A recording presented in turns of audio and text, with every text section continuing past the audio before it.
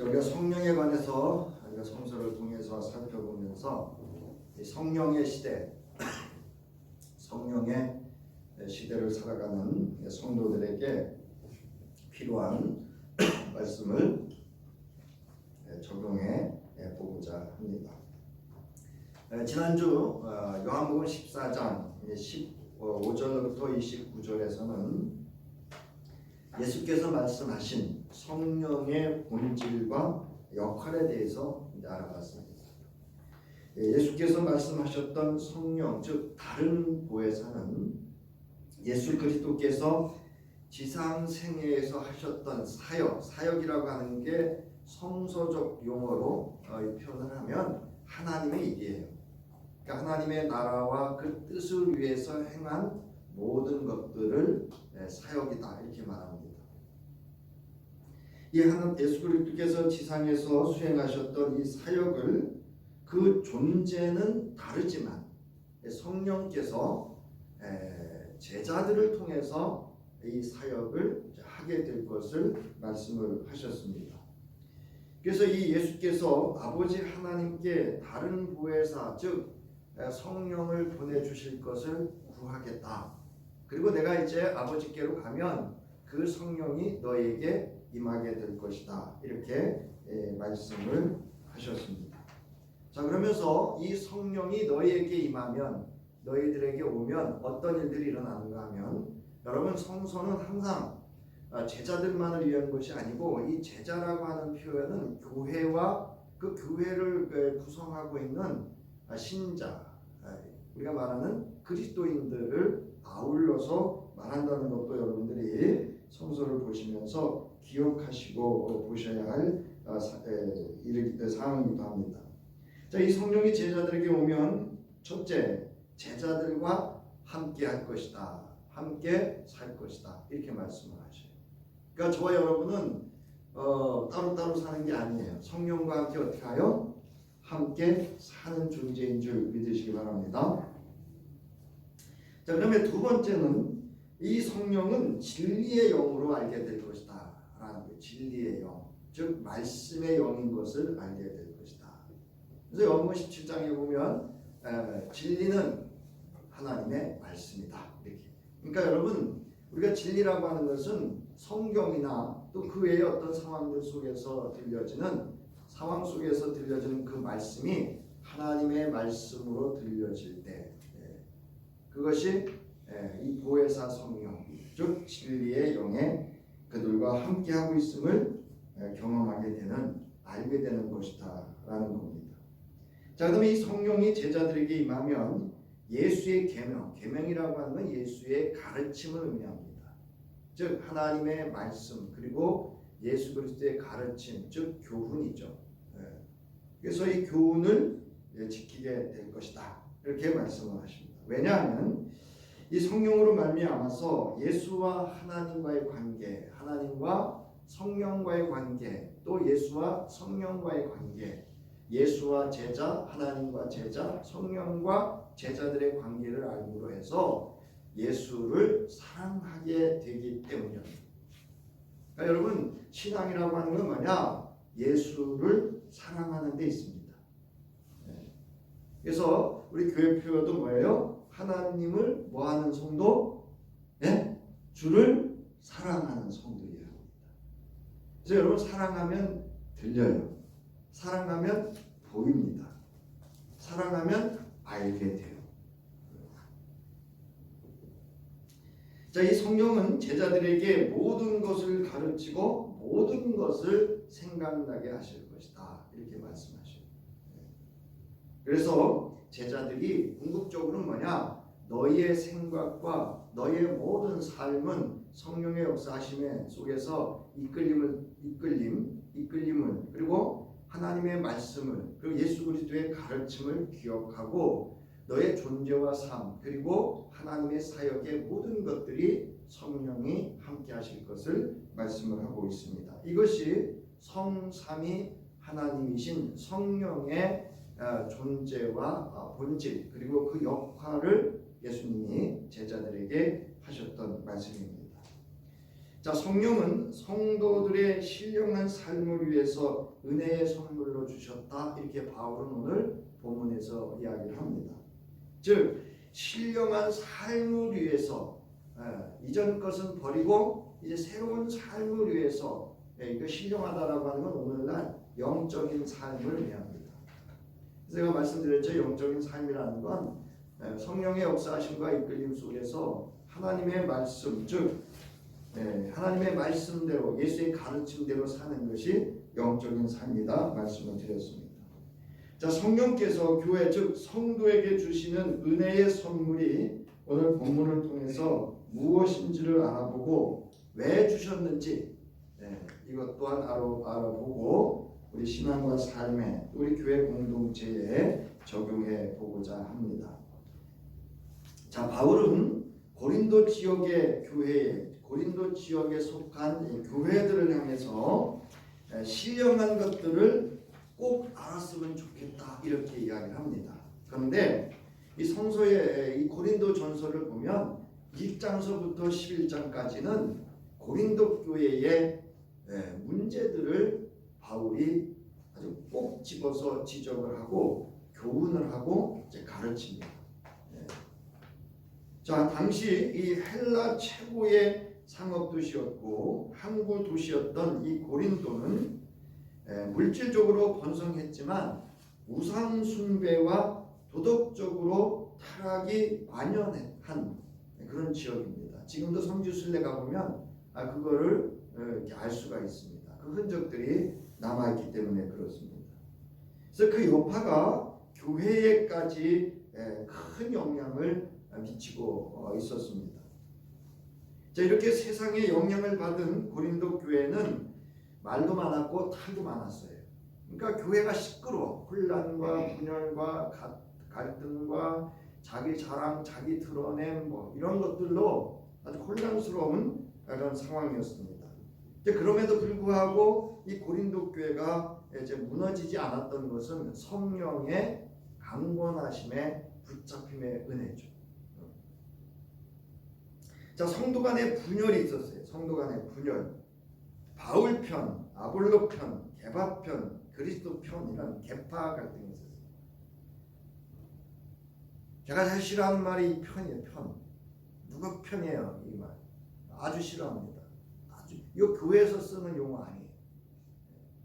그래서 옛날 동네에서 어린 시절에 형제들끼리 이렇게 동네에서 이렇게 부딪히면 형제들끼리 이렇게 편 먹는 건 맞죠. 그러나 부모들은 나와서 자식 편 들면 안 되죠. 여러분 아시잖아요. 지혜로운 부모들은 이게 자식들 간에 이제 이웃 자식들 간에 분쟁이 일어나면요 말립니다. 말리고 부모들끼리 서로 미안하다 얘기를 하고 화해를 시킵니다. 이게 어른이죠. 어른과 애의 차이는 거기 있습니다. 이처럼 이 고린도 교회는 이 파가 있었어요. 계파 갈등이 있었습니다. 그 다음에 성도 간의 분쟁이 교회 법정까지 번지는 소송의 문제가 일정에 보면 나옵니다. 그 다음에 독신과 결혼의 문제로 유대교인들이 들어와서 예수님이 다시 오실 때 독신이 낫냐 결혼이 낫냐 이런 문제. 그 다음에 우상 숭배와 그와 관련된 우상 제물을 먹는 문제도 아주 큰 이슈였습니다. 이거는 성만찬과도 연결이 되는 그러한 문제를 가지고 있었어요. 그래서 성만찬의 본질적 의미와 즉 의미에 대한 오용 그리고 그것에 임하는 태도, 분배죠. 분배하는 과정에서 먼저 온 이들이 먼저 먹고요. 나중 온 이들은 막 배도 굽고 남은 찌꺼기 먹고 남은 거 먹고 이렇게 되는 거예요. 서로 존중하고 그 예수 그리스도께서 제자들과 피와 살을 상징했던 이 예찬을 이렇게 오용했고 그릇되게 대하는 태도의 문제가 또한 있었습니다. 자, 그런가 하면 성도의 죽음과 부활에 대한 문제가 있었어요. 그러니까 초기 교회는 영지주의 문제, 영지주의가 있었어요. 그래서 영지주의와 유대교 안에도 몸의 부활을 믿는 파가 있었고 안 믿는 파가 있었어요.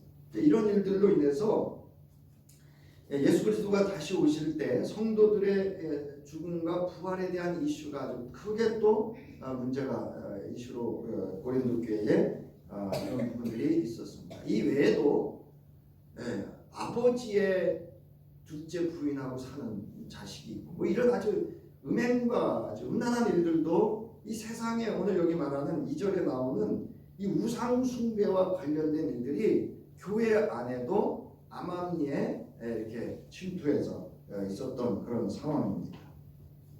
자, 따라서 성령의 은사에 대한 문제를 이 문제가 또 있습니다. 그러니까 내 은사가 더 큰 은사다 이러면서 자기를 드러내고 자기를 자랑하고 막 그 상대 은사를 이렇게 경시하고 막 이런 하나님으로부터 받은 성령의 역사하심까지도 갈등과 다툼의 요소로 문제가 되었던 것이 바로 고린도 교회입니다. 자, 이런 고린도 교회 문제를 바울이 에베소 교회에서 전해 들어요.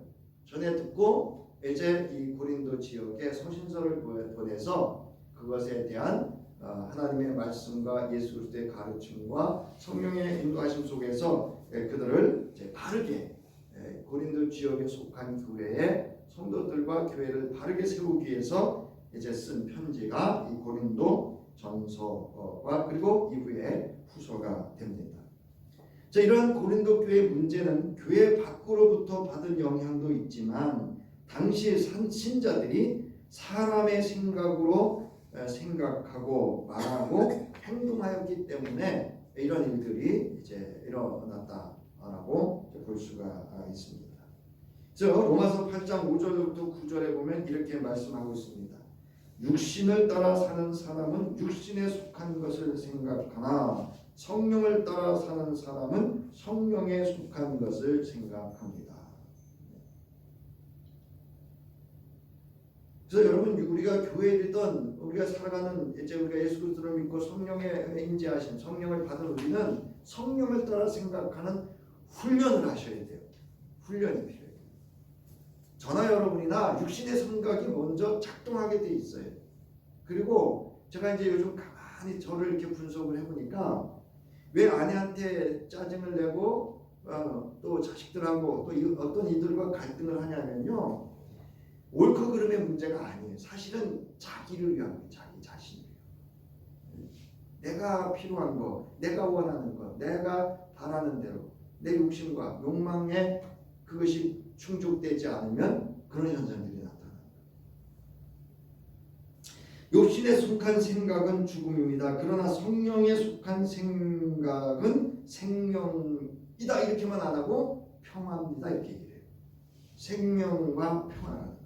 그러니까 성령의 생각을 하는 사람은요, 갈등과 다툼과 분쟁이 아니에요. 생명을 살리고 평화를 이루는 그가 성령의 생각을 따라 사는, 또 생각을 따라 생각하는 이라는 겁니다.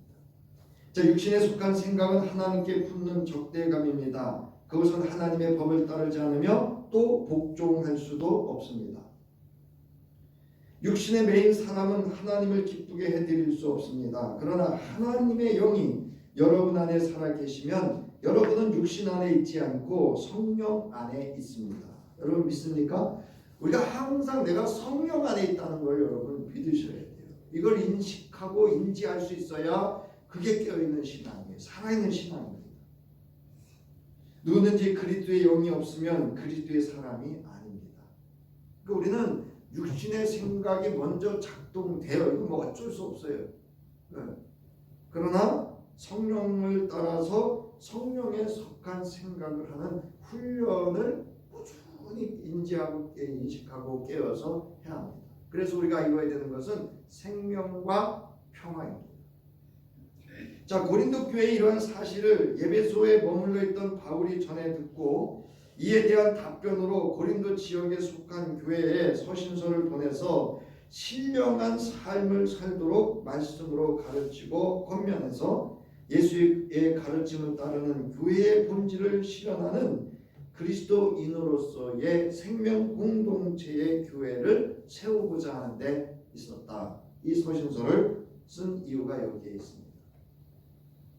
자, 바울은 우상에게 끌려다녀 살았던 고린도 교회가 이에서 떠나 새로운 삶의 방식의 변화를 위한 신령한 삶에 필요한 성령께서 베풀어 주신 성령의 은사, 즉 은혜의 선물이 무엇인지를 말하고 있습니다. 자, 고린도 교회가 성령의 은사에 대하여 바로 알고 이로 인한 성도 간의 갈등과 분쟁을 멈추고 성령에 이끌려 예수를 바르게 믿고 교회의 덕을 세워 교회의 본질을 실현하는 신령한 영적 공동체로서 존재하고 그 역할을 할 수 있는, 즉 성령의 역사하심의 통로가 될 수 있는 거룩한 통로가 될 수 있도록 교회를 또 성도를 세우는 데 있습니다. 자, 오늘 본문에 있어서 성령의 본질을 이야기합니다. 성령의 존재성, 그 본질이, 그러니까 성령이 임하면 그 성령의 본질이 임한 사람에게 어떻게 나타나느냐라고 바울이 먼저 이야기를 합니다. 자, 성령을 받은 사람에게서 나타나는 첫 번째 표현, 반응이 무엇인가 하면 3절에 그러므로 나는 여러분에게 알려드립니다. 하나님의 영으로 말하는 사람은 아무도 예수는 저주를 받아라 하고 말할 수 없고 또 성령을 힘입지 않고서는 아무도 예수를 주님이시다 말할 수 없다. 오늘 저희는 뭐 주님이라는 표현을 자유롭게 할 수 있지만 이 당시에는 이렇게 자유롭게 할 수 없어요. 자, 그럼에도 불구하고 예수를 주라고 고백할 수 있는 건 그에게 뭐가 임했다는 증거예요? 성령이 임했다는 증거라는 거예요. 물론 이제 우리가 한국 초기 교회에 성령의 그런 어떤 신학적인 충분한 이런 지식이나 검증이 없었기 때문에 체험 위주로 하다 보니까 은사 체험을 통해서 내가 예수 그리스도의 구원받은 확증의 증표로 삼기도 했어요. 증거로 삼기도 했어요. 그게 뭐 잘못된 건 아니에요. 그러나 정말 중요한 건 내가 예수 그리스도를 뭐로 고백하는 거? 주님으로 고백하는 거. 이건 사실 여러분 생명을 건 고백이거든요. 그래서 여러분 내가 예수를 주라고 고백할 수 있는 건 내게 성령의 임재하심이 있음을 믿으시기 바랍니다. 성령 받은 나의 가장 내적 증거이면서 그것이 표현되는데 바로 예수를 주라고 고백하는 겁니다. 자, 그러면서 바울은 성령의 은사의 원천과 성령의 은사의 목적, 그 다음에 성령의 은사의 종류, 그리고 이것을 나누어 주는 분이 누구신가를 또 왜 나누어 주는가를 이야기를 하고 있습니다. 바울은 성령의 선물인 모든 은사의 원천에 대해서 말합니다. 그리고 이 일을 행하는 태도, 이 일의 능력의 원천이 하나님이심을 밝힙니다. 그리고 성령으로 나타내 주시는 것은 공동 이익을 위한 것임을 말합니다. 우리 개역개정에는 교회의 덕을 세우려 한다. 또 이 세번역에는 유익하게 하려 합니다. 이렇게 번역을 하고 있는데 또 새한글 성경이나 이런 데는 공동 이익을 위해서 뭐라고 이렇게 번역을 하고 있습니다. 자, 성령의 은사를 받았는가? 아주 중요하죠. 여러분 성령을 받은 것과 은사를 받은 건 여러분 이제 구분이 되시죠? 네? 여러분 성령 받으셨어요? 근데 성령의 은사는 또 다른 거예요. 그러니까 이게 다른 존재가 아니라 그 역할의 차이예요. 그러니까 성령은 그런 근본적인 예수를 주라고 고백할 수 있는 본질적인 성령의 그 임재하심, 내주하심을 경험한 것이고 이 성령의 은사는 그걸 통해서 오늘 여기 있듯이 교회가 교회답게 성도가 성도답게 살아갈 수 있는 삶의 방식 중에 하나이기도 하고 섬김의 방식이기도 하고 하나님의 일을 하는 사역의 방식이기도 합니다. 그러나 여러분 이보다 더욱 중요한 것은 이 모든 은사를 주신 원천과 이 모든 은사를 주신 목적이 어디에 있느냐 하는 거예요. 내한테 왜 이 은사를 주셨는가라고 하는 것을 물어야 합니다. 그러므로 성령의 은사를 받은 성도의 태도는 매우 중요합니다. 이를 내 자랑거리로 삼을 수 없습니다. 내가 무슨 유익을 얻으려 할 수 없습니다. 다른 사람의 은사와 비교하고 판단할 수 없습니다. 고린도전서 오늘 본문 4절부터 7절에 보면 은사는 여러 가지지만 그것을 주시는 분은 같은 성령이십니다. 섬기는 일은 여러 가지지만 섬김을 받으시는 분은 같은 주님이십니다. 일의 성과는 여러 가지지만 모든 사람에게서 모든 일을 하시는 분은 같은 하나님이십니다. 각 사람에게 성령을 나타내 주시는 것은 공동 이익을 위한 것입니다.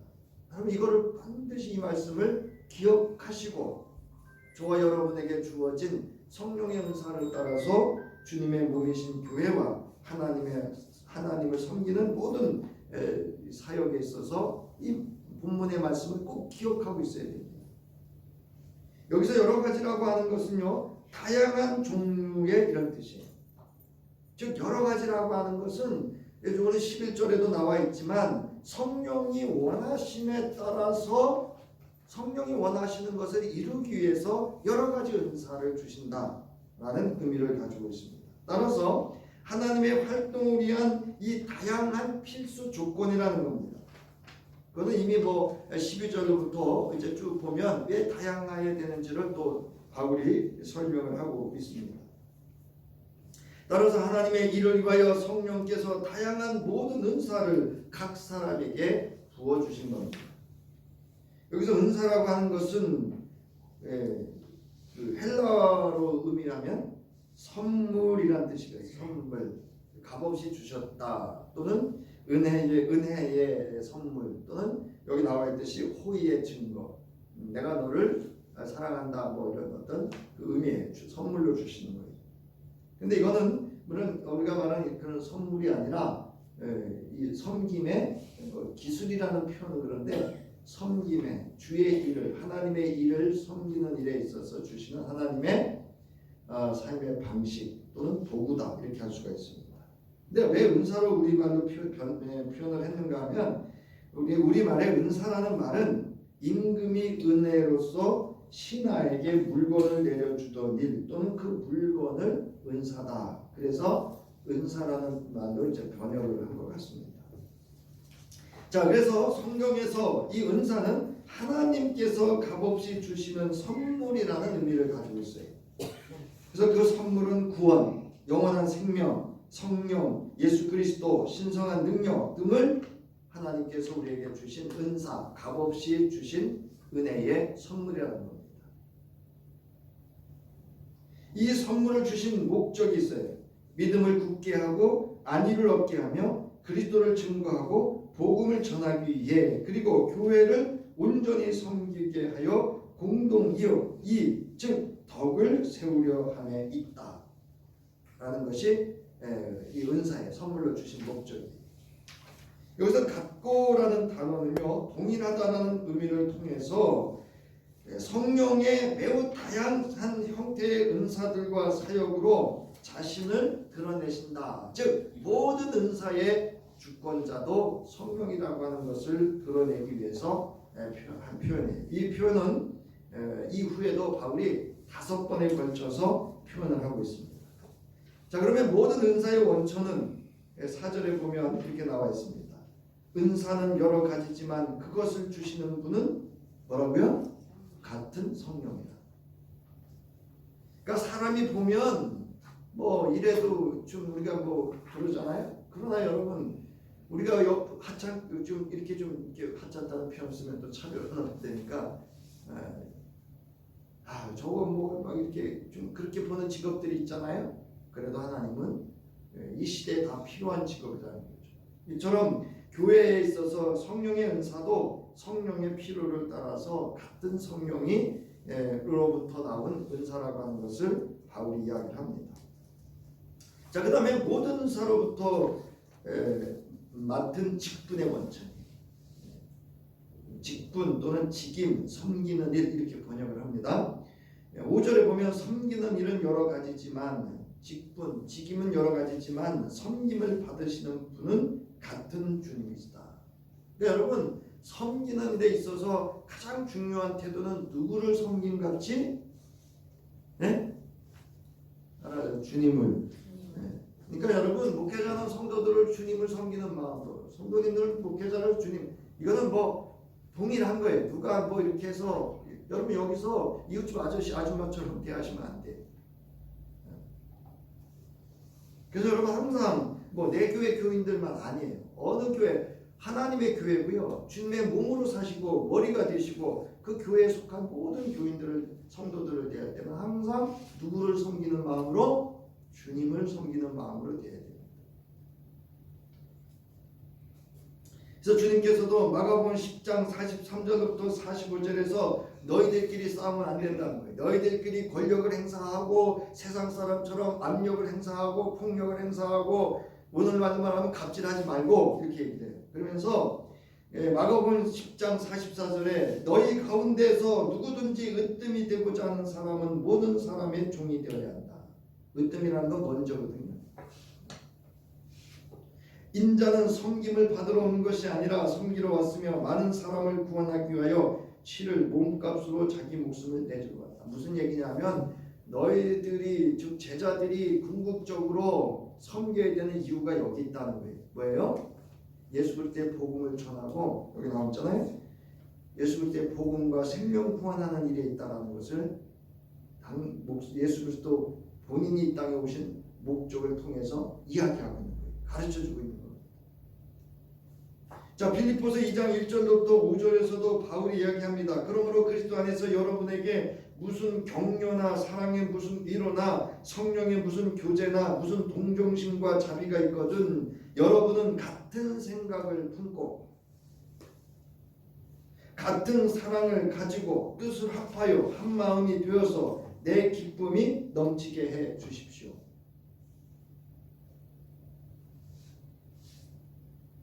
어제 여기서 저녁에 우리 지방의 실행부위원회 모임이 있었어요. 제가 뭐 이렇게 사회를, 이게 의장이니까 사회를 보면서 조금 부족한데요. 지방 장로님들이 오래 사회적인 경험이나 풍부하시잖아요. 아주 겸손하시게 지혜를 말씀하시는 거예요. 감사님 이거 이렇게 하시면 좋지 않을까요? 네. 우리 목사님들도 감사님 이건 이렇게 하시는 게 좋지 않을까요? 이렇게 여러 사람들의 좋은 생각을 모아서 어떻게 하는 거예요? 한 마음 한 뜻이 되는 거예요. 무슨 일을 하든지 경쟁심이나 허영으로 하지 말고 겸손한 마음으로 하고 자기보다 서로 남을 낮게, 이게 높이라는 거예요. 존중하고 인정하라는 거예요. 낮추라는 게 아니에요. 또한 여러분은 자기 일만 돌보지 말고 서로 다른 사람들의 일도 돌보아 주십시오. 여러분 안에 이 마음을 품으십시오. 그것은 곧 그리스도 예수의 마음이기도 합니다. 주님의 마음으로, 주님을 섬김으로 주님의 교회를 같은 성령을 따라서 우리의 맡은 직분을 감당해야 됩니다. 자, 두 번 달을 보면 모든 은사의 능력의 원천이, 즉 일의 결과입니다. 일의 성과는 여러 가지지만 모든 사람에게서 모든 일을 하시는 분은 같은 하나님이십니다. 여러분, 제가 믿는 하나님, 여러분들 믿는 하나님이 다른가요? 여기 모든 사람이라고 하는 말은 모든 것들이라는 뜻으로 모든 사람 안에서 행하시는 은사들이나 사역들을 말합니다. 즉 하나님의 일을 말해요. 그러니까 저야 여러분은요, 우리 개인적인 일이라는 거 아니에요. 제가 가끔 말씀드리잖아요. 제가 개인적인 일을 하면 목회 안 한다니까요. 제가 왜 목회를 해요? 하나님의 일이기 때문에, 하나님의 사역이기 때문에, 이것 때문에 부름 받았기 때문에 이 일을 감당하는 거예요. 그래서 여러분, 모든 일의 성과는 성령 하나님께서 행하신다는 의미입니다. 로마서 8장 27절로부터 28절에 보면 하나님께서는 성령의 생각이 어떠한지를 아십니다. 성령을 통해서 일하신다는 거예요. 성령께서 하나님의 뜻을 따라 성로를 대신하여 간구하시기 때문입니다. 그러니까 성령이 바라는 것은 주의 성도들이 하나님의 뜻을 따르는 데 있습니다. 하나님을 사랑하는 사람들, 곧 하나님의 뜻대로 부르심을 받은 사람들에게는 모든 일이 서로 협력해서 선을 이룬다는 것을 우리는 압니다. 제가 협력이라는 말을 합리적이라는 말로도 번역할 수 있다는 말씀을 드렸어요. 그러니까 서로 합리적이어야 돼요. 그러므로 모든 은사를 통해서 행하는 사역, 즉 하나님의 일의 성과라고 하는 건 이루어지는 결과를 말합니다. 하나님께서 하십니다. 내가 열매를 거두려고 하면요, 실수할 수 있어요. 조급한 마음이 생기고요. 다른 사람의 의견이 수렴이 안 됩니다. 성령께서 주신 모든 은사를 통하여 나를 드러내려고 하는 순간 자신이 먼저 교만에 빠지고 시험에 들기 쉽습니다. 그리고 다른 사람이 하는 일에 참견하고 불평하고 탓하게 되어 성도 간의 갈등을 부추기고 공동체 내의 혼란과 분열을 야기시킬 수 있습니다. 나는 내게 맡겨진 하나님의 일을 성령의 도우심을 구하며 행해야 돼. 왜 그 길의 결과, 내게 맡겨진 사역, 하나님의 일은 그 결과는 하나님이 거두시기 때문에 그렇습니다. 하나님의 뜻을 구하고 지혜를 구하고 역사, 능력을 구하고 인도하심을 구하고 그 결과를 구하여야 합니다. 여러분, 요셉에게 하나님이 뭐라고 말씀하셔요? 하나님이 그와 함께하고 그가 하는 일이 잘되게 형통하게 하셨다, 이렇게 되어 있어요.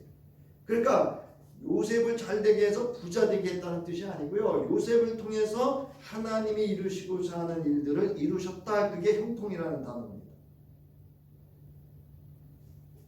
여러분, 그렇지 아니하면 하나님의 일이 나의 일이 되면 하나님의 이름과 영광을 가리울 수가 있고요, 교회에 덕을 세울 수 없습니다. 그리고 자신이 했던 일을 자신이 다 무너뜨릴 수 있어요. 자, 모든 은사를 주시는 목적이 있어요. 고린도전서 12장 7절에 보면 각 사람에게 성령을 나타내 주시는 것은 뭐라고요? 공동의 이익을 위한 것이다. 그러면 공동이 뭐냐면 공동, 교회거든요. 교회는 뭐냐? 교회에 대한 우리가 지금 공부 지난번에 이제 말씀드렸듯이 교회는 주님의 몸이, 하나님께 속한 주님의 몸이시고 주님이 머리이신 데가 교회입니다. 성령께서 교회의 은혜의 선물로 모든 은사를 주시는 목적은 교회가 교회답도록 하는 데 있습니다. 교회는 우리 주님께서 그 생명 즉 보혈의 피로 사신 그리스도의 몸이십니다. 교회의 머리는 주님이십니다. 따라서 섬기는 활동, 봉사, 모든 것들을 서로 존중히 여겨야 됩니다. 은사의 다양성은 하나님의 일을 하기 위한 하나님의 활동을 위한 필수 조건들이에요. 그러니까 여러분, 빠지면 안 돼요. 없으면 안 됩니다. 하나님의 일을 위하여 성령께서 다양한 모든 은사를 주시는 것입니다. 모든 은사는 교회의 덕을, 즉 공동의 유익을 위하여서 존재하는 겁니다. 즉 교회와 공동체 간의 공동 이익을 위해서, 즉 교회라고 하는 건 여러분 성도들이 성도 간의 서로의 신앙을 견고히 세워가는 데 유익함이 되도록 하는 게 모든 각 사람에게 부어진 모든 성령의 은사를 주신 목적입니다. 자, 그 다음에 모든 은사를 나누어 주시는 성령입니다. 오늘 8절로부터 10절에 보면 쭉 성령의 종류가 나와요. 어떤 사람에게는 성령을 통하여 지혜의 말씀을 주시고 어떤 사람에게는 같은 성령을 따라 지식의 말씀을 주십니다. 이러면서 9가지 성령의 은사에 대해서 말씀을 하셔요. 아마도 이 당시에 고린도 교회에 가장 부각이 됐던 은사 중에 은사고 가장 교회에서 필요한 은사가 이 은사가 아닌가 이렇게 볼 수가 있습니다. 바라옵기는 저나 여러분이나 성령의 은사를 받으시기를 주의 이름으로 축원합니다. 여러분 사모하세요. 왜 사모해야 되는가 하면요, 12장 그 끝절에 보세요. 너희는 더욱 큰 은사를 사모하라 이랬어요. 여러분 방언기도 은사를 받아 방언기도를 깊이 하시더라면 자기의 기도를 통역을 해요. 다른 사람의 기도도 여러분 통역하게 되고요. 이 통역에 이르면 뭐한지 아세요? 예언을 하게 되고요. 예언에 이르면요, 예언과 함께 병도 고치고요, 영도 분별하고요. 그 다음에 뭔지 아세요? 말씀 사역도 합니다. 지식의 말씀, 지혜의 말씀 사역을 해요.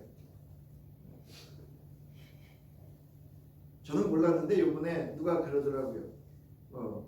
감사님 요새 이렇게 어떤 그 고소장이나 고발장을 쓰는데요, 이 젊은 애들은 그거를 챗GPT에다 돌린대요. AI에다가. 내가 이런 일이 있고 이런 일이 있었는데 이러니까 네가 이거를 고소장 써줘. 그러면 걔가 쫙 고소장 써준대요. 근데 여러분 설교도 그래요. 여러분 성령에 대해서 이렇게 얘기하라면요, 한번 쫙 나와요. 네.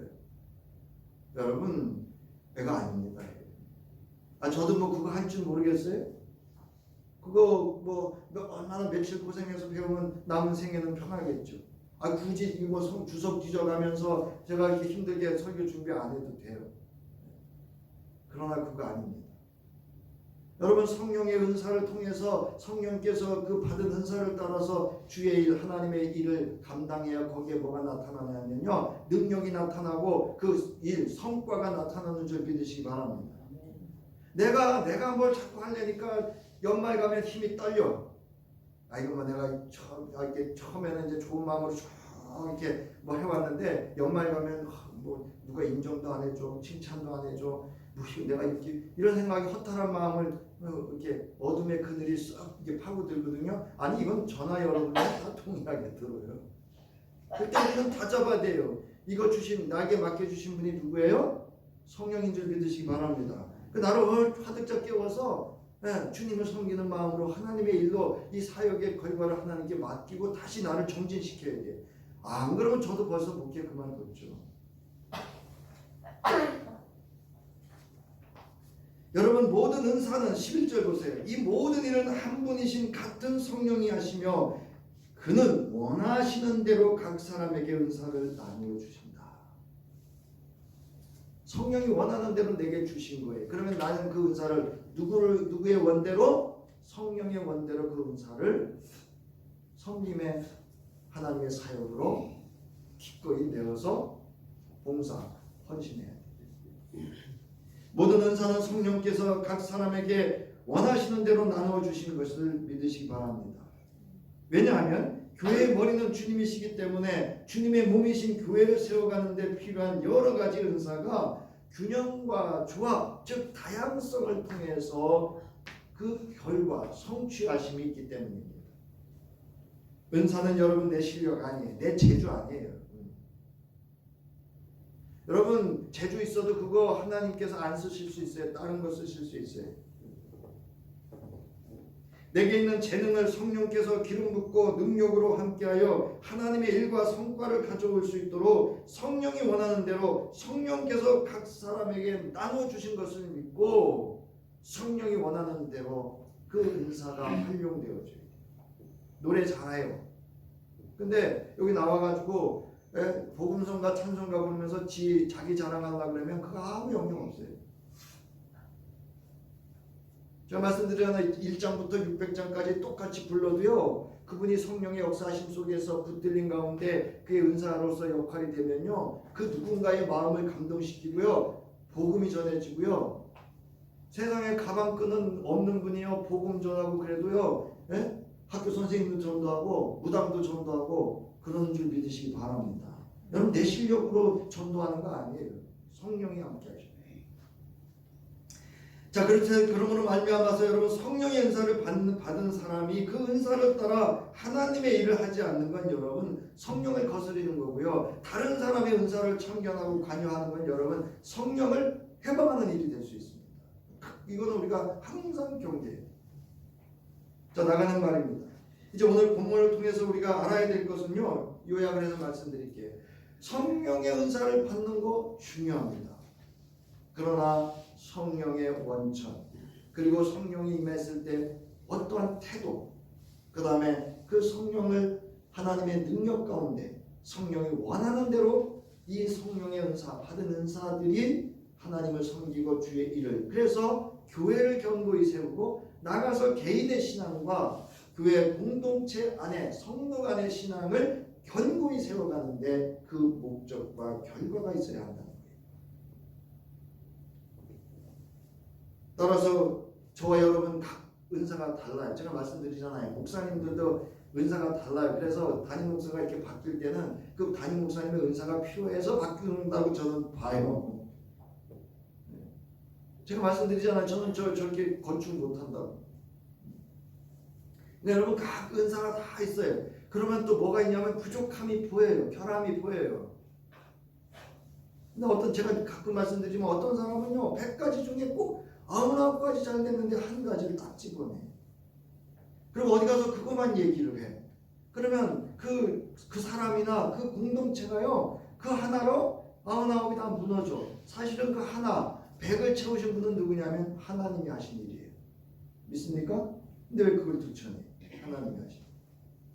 그리고 우리가 퍼펙트하게 완벽하게 우리가 하나님의 일을 하면 누가 드러날까요? 네? 사람이 드러나요. 그래서 항상 우리가 하는 일은요 부족해요. 결함이 있어요. 흠이 있어요. 그래서 기도해요. 성령의 도우심을 위해서.